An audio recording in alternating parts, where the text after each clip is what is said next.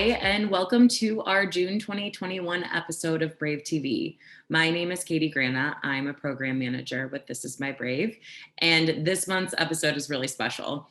Because June is Pride Month, we wanted to feature 3 of our Brave alum who identify with the LGBTQ plus community.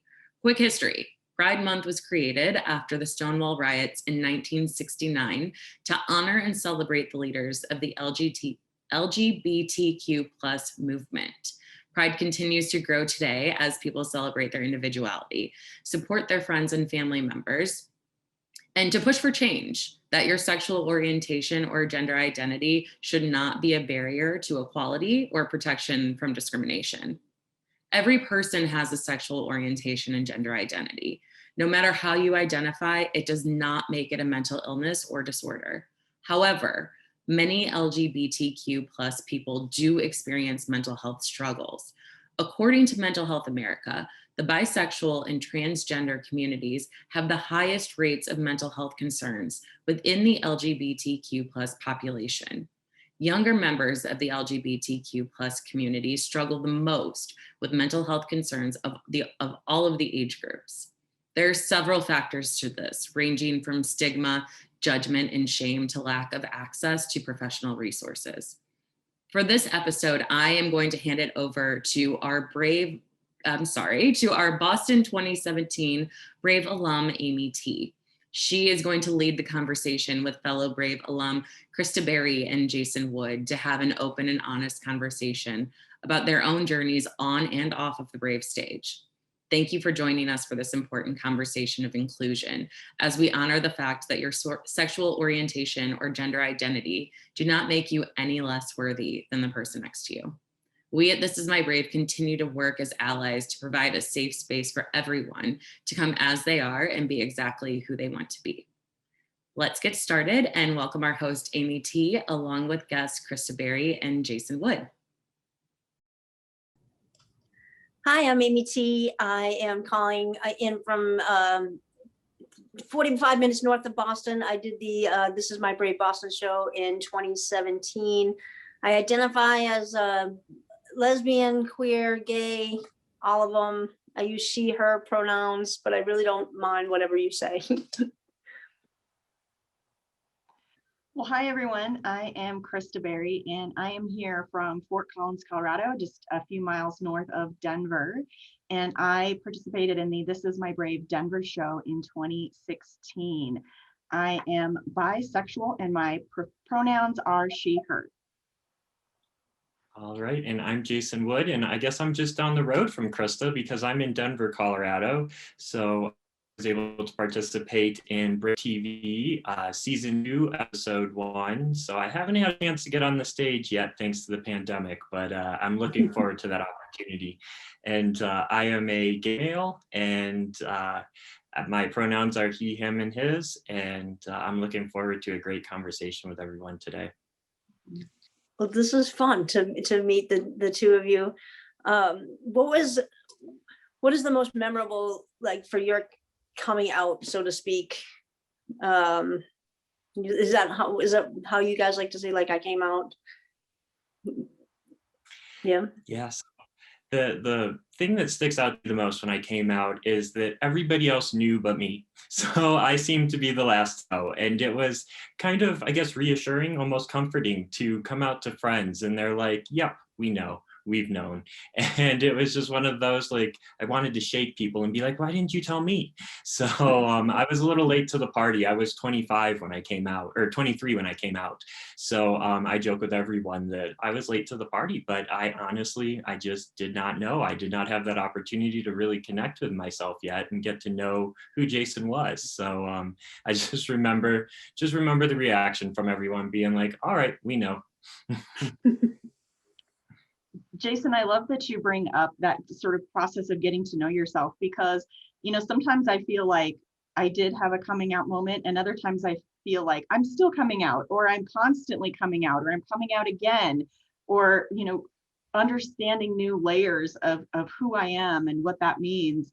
And so it wasn't necessarily like a really straightforward process for me, or just like I had this moment of awareness of like, oh, I'm bisexual. I mean, one of the challenges of being bisexual, I believe, in my experience and with people that I've talked with, is that, when you're in a heterosexual relationship, people are like, oh, you're straight. And when you're in a relationship with someone of your same gender, oh, you're gay, you're lesbian. And, it's hard. You kind of feel like you're at war with your identity constantly and who you really are based on whoever you happen to be in a relationship with at the time. And there's a lot of bi erasure that goes around too. And so I feel like it's this sort of like constant coming out process. And so have I come out? I mean, yes, I will be out and talking about the fact that I'm bisexual, and I try to talk about it a lot, but I feel like I have to do it over and over and over again. Yeah, it's interesting you bring that up because it's an ongoing process. And I find myself, I'm married and I've got my wedding ring on, and people will ask me about my wife. Or when I was engaged, people will automatically assume that it's a girlfriend, that it's a female fiance when they talk to you. And in those conversations, it's very interesting to have, because sometimes I just go with the flow. Sometimes it's just easier. I don't want to feel uncomfortable. I don't want to make the other person uncomfortable. So I try to just be, I guess, as neutral in my language as possible. Other times I'll call them out, but it's almost like I have that decision every time I have an interaction like that. Do I want to come out, or do I just kind of want to keep it close to the chest at this point? Yeah, I really appreciate that, Jason, especially because I feel like I have that so often. And it's like, when my partner is someone of the opposite gender, it's like, when do I say that I'm bisexual, or is that even relevant, or do I need to say it? Like all these questions going through my mind, like I just go along with the assumptions a lot of the time, right? But then because I know that there is such a stigma around being bisexual, and I've experienced it personally, I feel a lot of the time like, well, but I want to say it so that people know that you can't just look at someone and assume. And I've been having this conversation a lot within my communities and circles as well. Is like, you can't just look at someone and assume anything about them. Really, you can't look at them and know their gender. You can't look at them and know what kinds of intimate relationships they prefer, if they prefer any at all, right? Like, but we think that we know. We think that we can look at someone and get some of that information, but I don't really think that that's true. Nope. Everybody loves stereotypes. But on the flip side of that, I think that if you look at me, like I think that you could tell that I'm gay, just more masculine presenting. But like when I'm with my wife, you put my wife and I together, then we're a couple. She walks separately, they would automatically assume that she was straight. And going back to like my coming out, like I think I struggled with it in high school for sure. Like I knew I was, but I was bullied so much for being like nearly 300 pounds that was the last thing I wanted to do. Like I was already fat and ugly. There was no way I was going to be gay too in high school. Like I was not about to do that. And I remember coming out to my mom. It was New Year's Eve of 1994, and I was dating a woman 20 years older than myself. So she was 39. She graduated high school with my mom. And so I told her, like, she was my boss at the time. And I think my mom was just like horrified by the entire whole thing, right? Like, she's 20 years older. I graduated. What do you mean? I graduated high school with her, and now you're gay. And that was a bit difficult, but I remember coming out, and when I finally said it out loud and accepted like that it was like the biggest weight that came off of my chest. Like even though I know like everybody knew, right? Like, or it wasn't a shock to a lot of people by any means, but for me it was like a relief. Mm-hmm. Yeah, it's a freeing feeling when you can be yourself, when you find that part of yourself and you don't have to hide it anymore. You can just express it.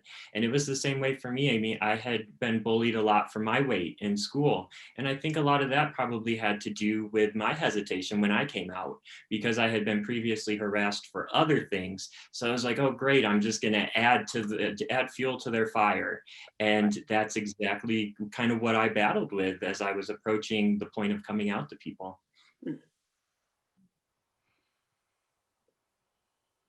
I don't, and I can't, like, people, with the slurs, like if somebody calls you a dyke or, whatever, like with the slurs, people like, aren't you offended? And I'm like, I'm not offended by that because I don't give the words the power to hurt me, right? I'm like, I was 300 pounds in high school. Do you think that you can say something to me that I haven't heard yet? You know what I mean? Like, this isn't gonna bite me at all. But uh but that freeing feeling, like that was just like one less thing. And at that point, I didn't have a mental health diagnosis, but you can look back and see how much all of that was part of a puzzle, for sure. For sure. And as a comic, right, going to you, Krista, like the identity of like a bisexual, as a comic, I would tease, like, right, like somebody bisexual just had commitment issues, or just being playful on that. And now, like, coming out like 25 years ago, I'm trying to be so much more like open with my mind, because when I came out, it was lesbian, gay, bisexual, trans. That's it. We just had 4 letters, and now we have so many more. And in being more open and compassionate to like whatever it is that somebody wakes up and opens their eyes, like, okay, this is who you are. I don't care. I just don't want your life to be harder, or experience any kind of violence, because it's not something that I understood 25 years ago, but I definitely want to understand it now. And I think Yeah, there's a yeah, really, no, go ahead, oh, go Jason. ahead.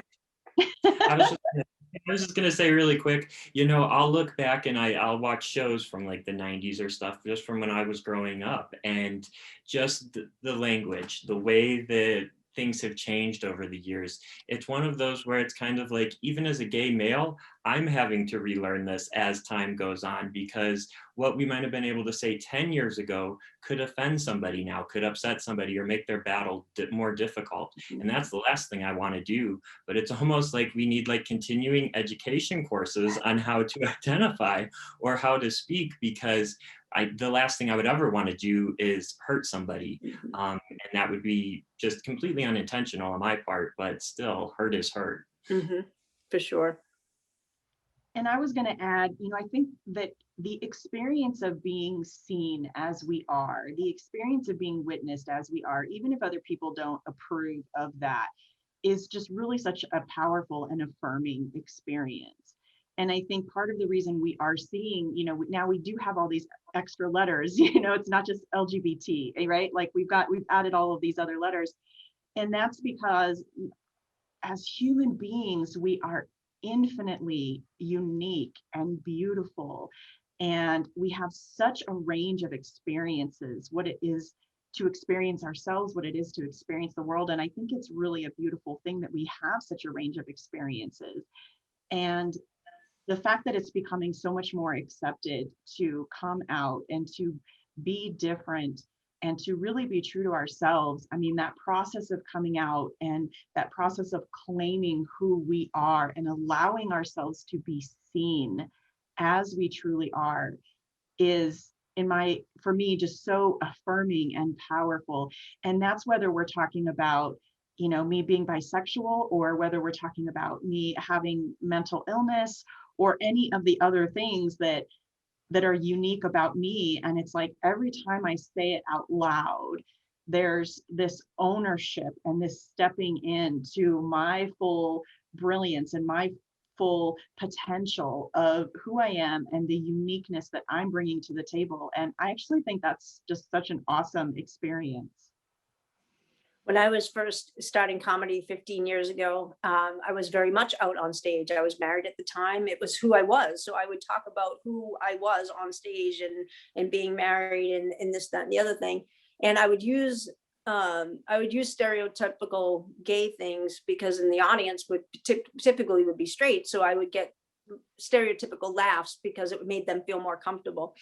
And by, just poking fun of being gay, just because it wasn't as open and as prevalent as it is now. It's not, and I remember when I first started out doing comedy, I would have other comics go, you really shouldn't be gay on stage. That's gonna pigeonhole you. That's gonna, people aren't gonna like that. And I was like, but I don't know how to be anything else. Like, how are you telling me I can't be, I can't tell you to stop being a straight white male. Like that's, you know what I mean? Like, how are you telling me that? And I think I went the extreme the other way just to prove a point of like, I shouldn't have to change who I am because it's going to make them uncomfortable. I want them to experience that I am just like them. I'll actually, in the other way, I will make you more comfortable so that you see that there's nothing threatening about homosexuality. Yeah, and that's one thing that I've tried to make a point of since coming out, is to show people that, you know, I'm the same in a lot of ways as they are. It just has to do with who I love at the end of the day. And while we all are unique and we all have things to celebrate, there's a lot that brings us together. And I feel like we oftentimes almost go too far in the other direction of trying to pull each other apart rather than realize the commonalities that we all share. And that's one thing that I've tried to do, because I think that's a great way to break down some of those stereotypes, is to just prove to people that, yes, I'm gay, but that shouldn't be my only identity. That should not be the only way that you see me.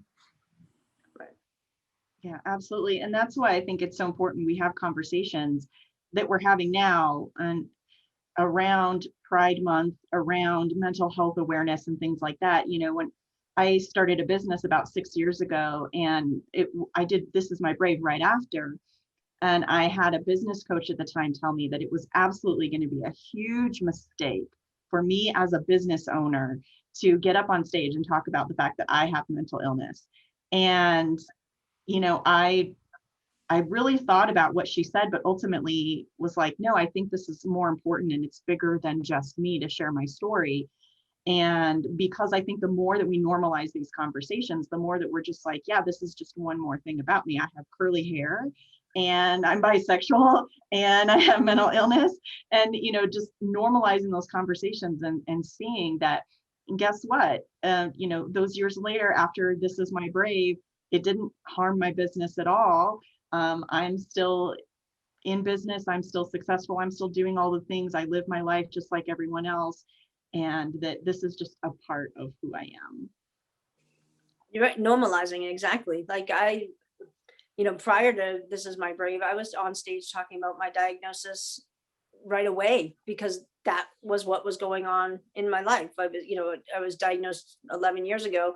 So at the crash of, you know, my rock bottom, when I wanted to get back on stage and rebuild my career, I had to talk about what was going on at the time. So I did want to normalize the mental health. I did want to normalize bipolar disorder because, and as freeing as it was for me and like cathartic, inevitably somebody would come up to me on stage and be like, thank you for talking about that. My daughter has been diagnosed, or my mother, or whatever it was. And thank you for finding humor in it and making it like normal, right? Like, because 6 degrees of separation, we know somebody. So I'm not gonna, why would we want to shame somebody, you know? And it also is giving the audience a backhanded education at the same time, you know, of like, it's, yeah, we're everywhere.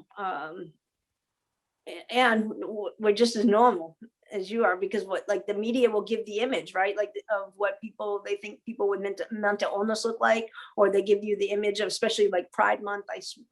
I feel like they will capture the parade in the most flamboyant and expressive way.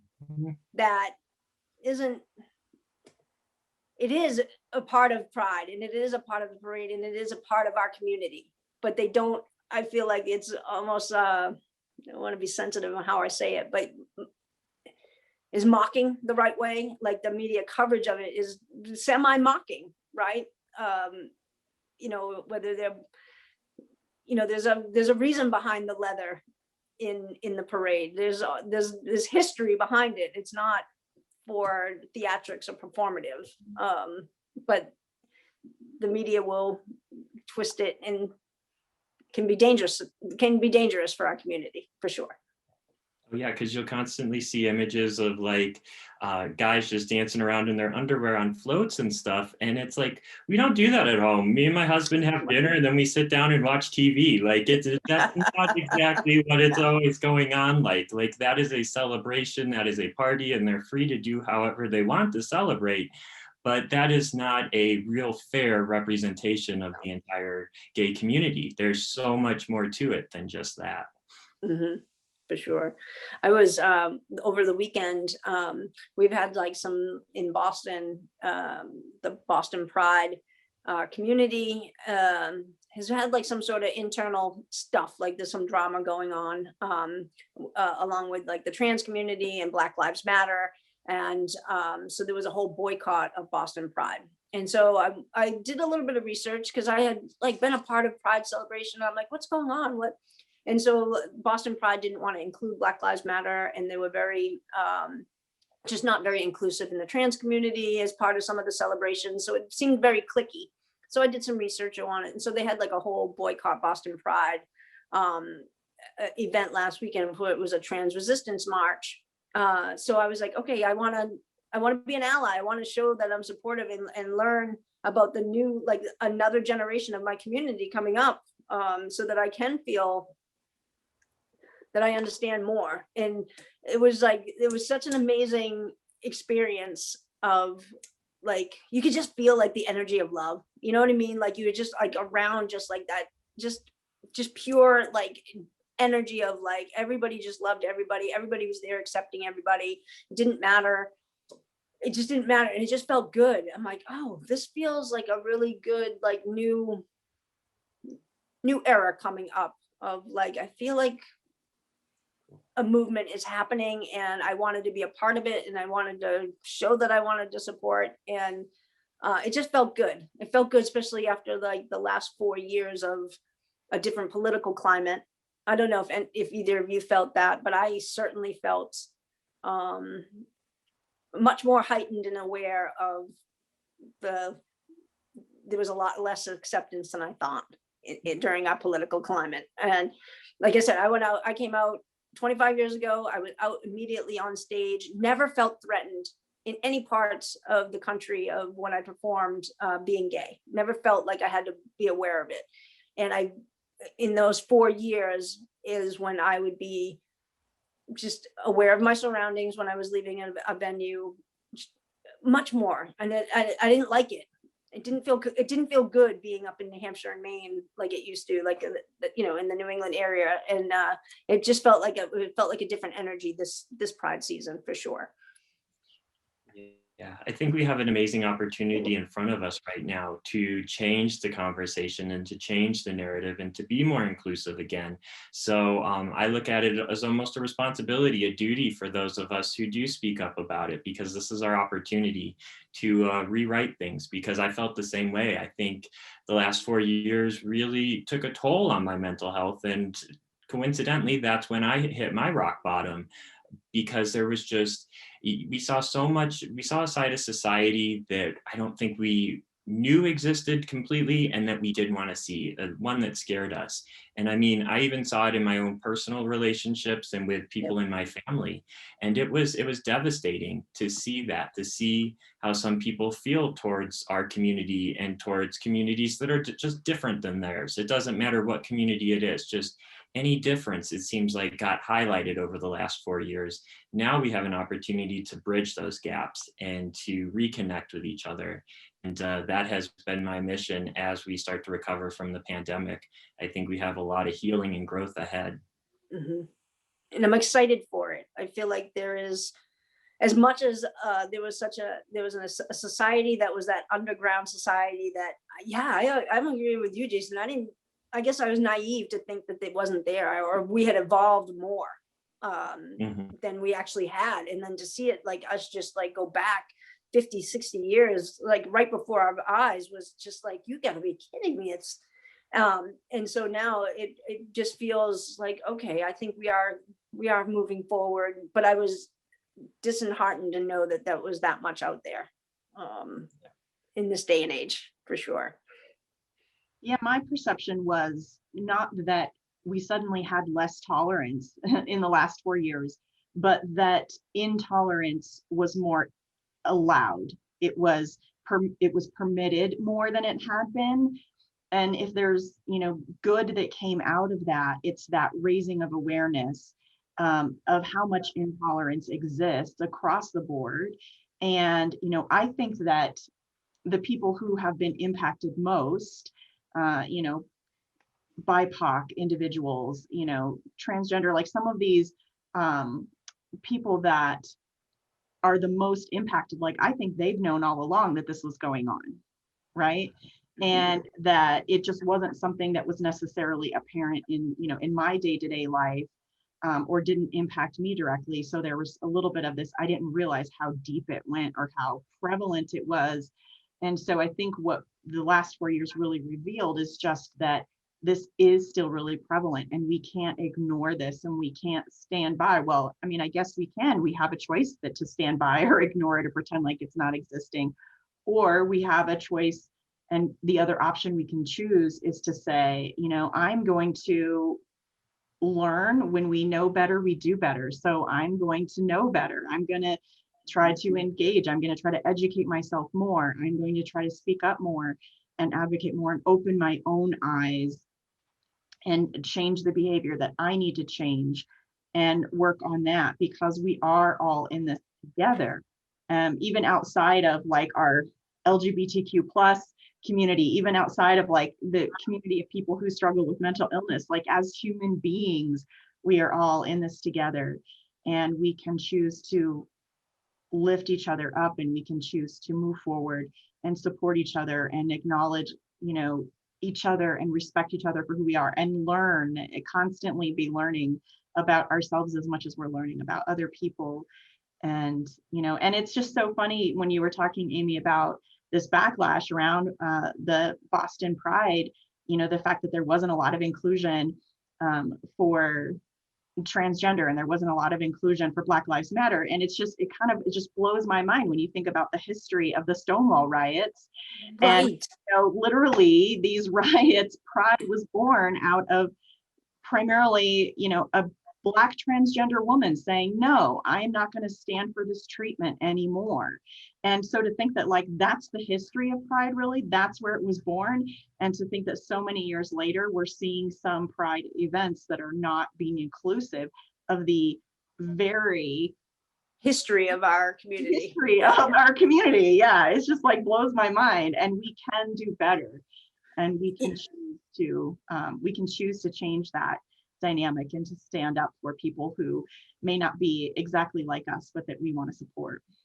We have a social responsibility committee at work, and we were having this discussion last week around Pride and Boston Pride, and another colleague of mine who is a lesbian was bringing that up, and she's, indirectly was like, I would like to know what, the other LGBT people in our company, which was just me. So I was like, I didn't have a lot of knowledge behind it. So I couldn't articulate it other than I was sad.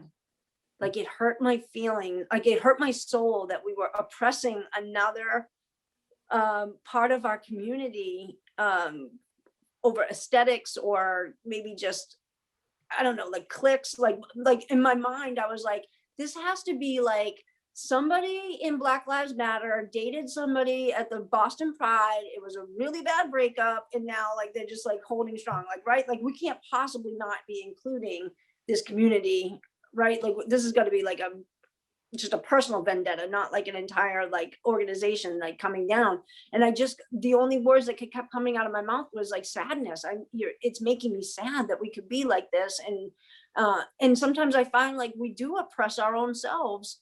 And it's like, you guys, we've been fighting so long. Why are we fighting amongst our own letters?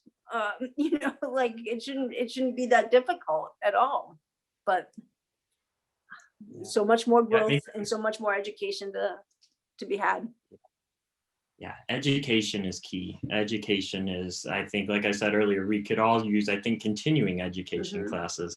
But it makes me think of the trainer Joe Holder. He's got an Ocho philosophy, and it's one can help others, others can help one. And to me, that's what it all comes down to when we build our communities, is to remember that we all have to work with each other for each other to thrive and live our fullest. And we can't be exclusive. we have to be able to just lay down and accept our differences. We're all going to have differences and we're not always going to agree, but that doesn't mean we should hate that other person or exclude that other person. We just accept it and we find other commonalities to work with. Mhm. Did you, either of you, have difficulty within your family units? Yeah, so for me, when I came out, I told just a select number of my family. A lot of my dad's side of the family are very conservative, very religious folks down in the South. And I really didn't tell many of them. I kind of kept it under wraps until I was marrying my husband in 2019. And we sent out the save the dates and the invites, and there was zero response. And they've never returned any of my phone calls. They've never communicated with me since. So it was a very difficult experience to watch those relationships kind of fall off and to just suddenly be ignored for simply being myself. And it was definitely hurtful. Not gonna lie, but it's one of those that I'm healing from and I'm growing from. But yeah, I've seen it firsthand how people can turn you away when all you're doing is just being yourself. Mhm. Yeah, for me, I haven't experienced anything negative from my family. My family has been very accepting. I feel like I get it more from just society and the general public as a whole, and sometimes even friends that, you know, surprise me, friends both within the gay community as well as outside of it, because my experience of being bisexual is that there's a lot of mistrust of bisexual people. Like, well, we don't really know exactly what box to put you in, so we don't really trust you. And it was not even that long ago, maybe just like 2 years ago, I was having a dinner with a friend of mine who's a lesbian. And, you know, she was expressing to me that she won't date bisexual women because, you know, oh, they're just all going to go back to the men eventually.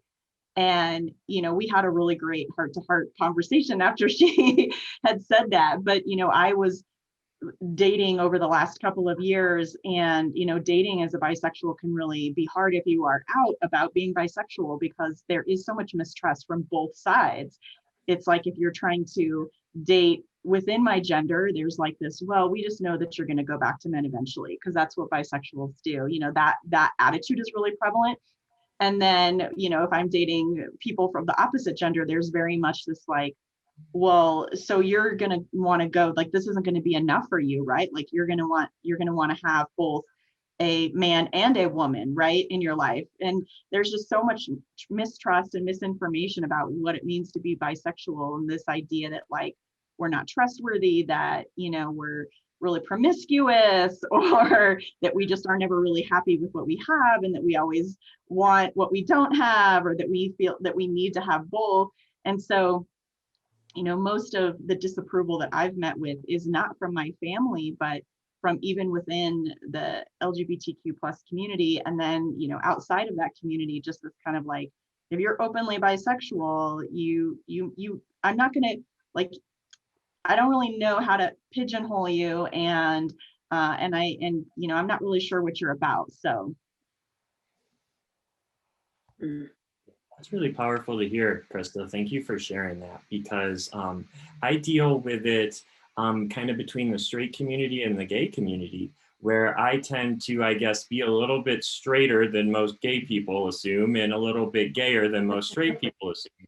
So I've always kind of felt like I'm on the fence. And it's like when I'm around straight people, like I'm the gay guy. And when I'm around straight or gay people, I don't fit in because I'm too straight for them. So it's very weird for me because it's like, where do I belong? I'm kind of in no man's land between the two communities. So to hear that from a bisexual experience where you've had other LGBTQ plus individuals worry about your trustworthiness and stuff like that, it reminds me of my own relationships with LGBTQ plus people.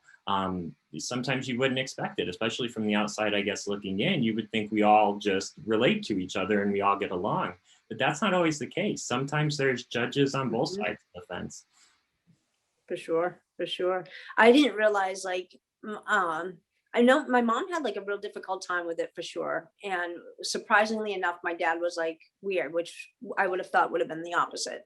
And up until just, I would say in the last couple of years, I didn't realize my mom's religious beliefs were so strong, and who she supported religiously, who loathed the LGBT community, was so strong that I can't even look at you the same anymore, because like how like it's not a religious thing. I want you to support and be, love whatever religion it is. I understand that, but I want you to, as long as it doesn't hurt anybody else, right? So I don't care like what God you worship. I just don't want it to hurt anybody else. And then to knowingly, like my mom supports a religious sect that blatantly does not like the LGBT community, and a, a face of an organization that does like openly says that, and shells out money to this organization, is like mind blowing to me. No matter how many times I've said to you, this hurts me. How do you, this isn't about your Christianity, because right, like there's a New Testament or something that are okay with us, or there's like other, there's other places of worship that are accepting of everybody. How, after so many times I keep telling you that you're hurting my feelings, you're hurting my soul, how do you continue to do that? That I can't look at you the same, like you're not the same person, right? I don't know. It's just, yeah, I don't know. Is there anything else that either of you can think of that we haven't? I could go on like all day, like stop at one subject. Like I would want to pick your brain forever, Krista, on like that whole your bisexuality experience, because I have my own experience, right? And my own thoughts behind it, that now I'm like listening to you going, I didn't think about it from their point of view. And boy, that wasn't very open-minded, Amy T. You know what I mean? But I'm thinking like, if you're in a relationship with one gender or another, right? Is it a committed relationship, or okay? So for you, it's a committed relationship. We don't blur the lines. Right. Okay. And it always has been. And I got that question so much when I was dating. I like from both sides, I got that question of, so are you polyamorous? And I'm like, no, like bisexual is not polyamorous. Like that's a totally different thing. Like I'm just like, I'm always in a committed relationship with one person, like always, and so it's just their genitalia is irrelevant to me, like, right, but it's always about the person and not, what gender they are. And so like, yeah, but there is that so many people have asked me that question, like, so what does that mean, you're bisexual? Does that mean that, you have someone on the side, or you see both, at the same time? And I'm like, no. Like, it's always a committed partnership. And and by the way, I want to say, I don't think that there's anything wrong with polyamory. I am not that. And there's often an assumption that like bisexual equals polyamorous. And it's like, no, it's totally, those are totally different. I mean, bisexual is who I am. My understanding of, and I could be wrong, this is just my understanding of friends that I've had that are poly, that may be who they are, that may be, just who they are. But my understanding is it's like a lifestyle, right? Which is different than being bisexual. But, of course, you think back to the old days, and even being gay was thought of as a lifestyle, right? Not just who we are, right? Right. Like as if it was somehow a choice that you made. It's like, it's not a choice, it's just who you are. But yeah, there's definitely a lot of misunderstanding. And so I think, I've read a lot of articles, and I try to share them a lot because I do think this conversation is helpful to have across the board. And the articles that I've read and the studies that have been done, at least recent studies, is, bisexuals and transgender are the two subgroups within our larger group that have more mental health issues. And I think it is in part because there is so much misunderstanding about what that means, and there can be mistrust. I mean, as much as we within our LGBTQ plus community, we'd like to say like, yes, we're all one community. I do think that there's a lot of mistrust of transgender people, and really, you know, what does that mean? And that is one of the reasons that they have found, you know, that bisexuals and transgender folks, these studies have been done that show that there's a much higher prevalence of depression and anxiety disorders and other mental illnesses within those subgroups. And the studies have shown that it is so much in large part because they kind of don't fit in anywhere. They're not really fully accepted by any community. I mean, I can pass in the straight community very easily. I could not ever open my mouth as long as I'm in a committed relationship with someone of the opposite gender. I could just go my whole life and never tell anyone that I'm bisexual, and I could pass as straight. And on the outside, it might seem like, what's the big deal? You know, there's no harm in that. But I also think that anytime we close off or disconnect or shut down some part of who we truly are, when we're not fully living our truth and owning our truth, you know, that's where I think the mental illness perspective comes in, because it's like that disconnection from ourselves, that separation from our truth is painful. That's painful to carry. And even if on the outside it seems like, oh, but you can have this lovely life, and you know, oh, but you don't get discriminated against if you are in a you know, relationship with someone of the opposite gender and you never say that you're bisexual, then you know, you're not really getting discriminated against on a regular basis. And so, you know, that's fine. But I think what it really comes down to is denying any part of who we are. Like, that's where the mental health perspective comes in, is denying, cutting off, shutting down to any part of who we are as people. And there's shame that comes with denying it, right? Like, even if you can pass as, you know, one thing or another, even if it's not necessarily kind of obvious to people on the outside, you know, that going along with that, buying into that, not standing up and saying, but this is who I am, there's this shaming that starts to come in of like, well, maybe I shouldn't say that. Well, maybe I won't be accepted. And I think that's where that piece comes into play, where we find that mental health issues impact bisexuals and transgender individuals more than any other group within the LGBTQ plus community. Right, and embracing that community, because the transgender community has the highest rate of suicide amongst all of our letters, and you know, we want to protect them and be as accepting to them so they don't feel threatened. And I think if you had a sense of advice for anybody coming out now, what would you have? I get that one a lot, so I'm always curious to hear other people's answers. Yeah, so I would say it kind of goes back to what I was talking about at the very beginning. I would say take the time to connect with yourself, truly get to know yourself and experience yourself. Because I think before we can really truly love anybody else or expect anybody to love us completely, we have to love ourselves. So come to terms with that, take the time, get to know yourself and accept yourself, embrace it. Don't judge yourself, don't feel bad or have that shame, that guilt, any of that. Just love yourself and be yourself. And that's the advice that I give people, because it took me a very long time to take that advice. And there were many years that I went masking. I was wearing that mask long before COVID started because I couldn't accept myself. Mm-hmm. So yeah, that's what I've got to say to people that are coming out nowadays is connect with yourself, embrace yourself, and love yourself. Absolutely. I love that, Jason. And that connecting and loving yourself piece is so huge. And I would say stay curious about what all of this journey means for you, your coming out journey and beyond, and get connected within your community with resources that are available. Some years ago, I fostered a Latinx transgender teen, and you know, hearing her story, like, you know, we assume, I think sometimes, that even someone who's transgender knows what that means.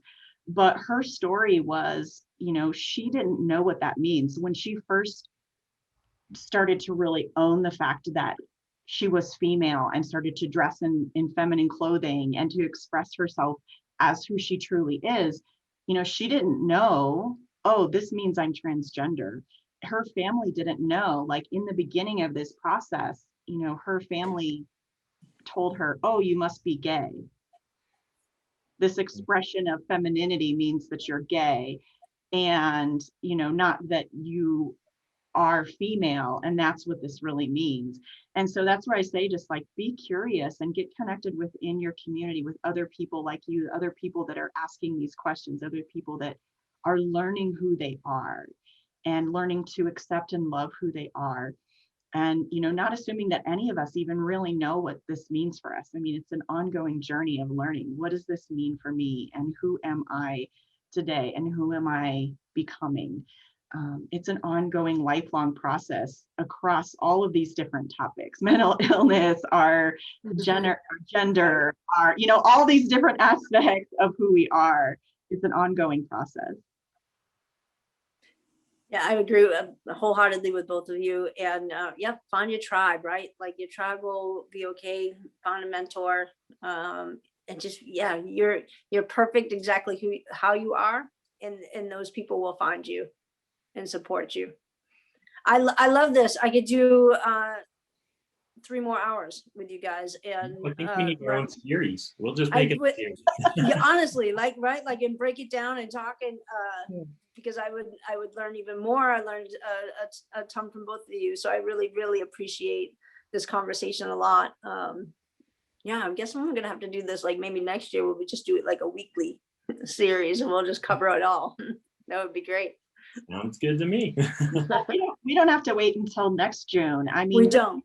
This may be Pride Month, and last month was Mental Health Awareness Month, but these are topics that I hope that we keep talking about all year long.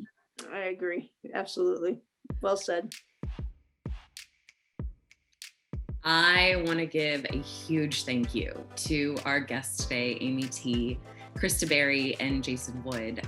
This conversation was incredible, and we're hoping to continue it. So stay tuned, but we hope you enjoyed this month's episode of BraveTV. We will be back with another episode in July. And again, stay tuned for another episode with these three, because it was amazing. So thank you so much for being here, and I hope you have a great day.